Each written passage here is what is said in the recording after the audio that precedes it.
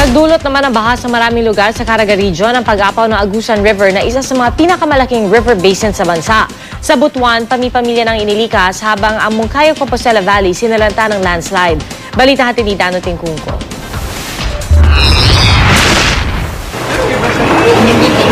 Nagmistulang bahagi ng ilog ang maraming barangay sa Butuan City sa Agusan del Norte dahil sa halos walang tigil na pag-ulan nitong weekend.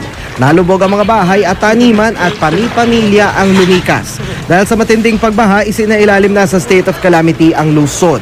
Ang sanhi ng pagbaha ang pag-apaw ng Agusan River na isa sa pinakamalaking river basin sa Pilipinas. Ito rin ang nagpabaha sa iba pang lugar sa Caraga Region.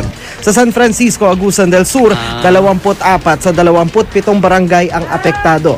Sa mga mas mababang lugar, umabot hanggang lampas tao ang baha. Idineklara na rin under state of calamity ang San Francisco. Nagka-landslide naman sa Moncayo Compostela Valley. Wala namang napaulat na nasaktan pero naperwisyo ang mga motorista. Marami ring residente ang lumikas at pansamantalang tumuloy sa barangay hall at paaralan. Pero meron ding piniling sa highway muna manatili dahil nawasak ang kanila mga bahay. Sa Surigao del Norte, inalerto rin ang mga residente sa posibleng pag-apaw ng Surigao River. Dumaraing naman ang mga mangingisdang hindi makapaghanap buhay dahil sa malalaking alon.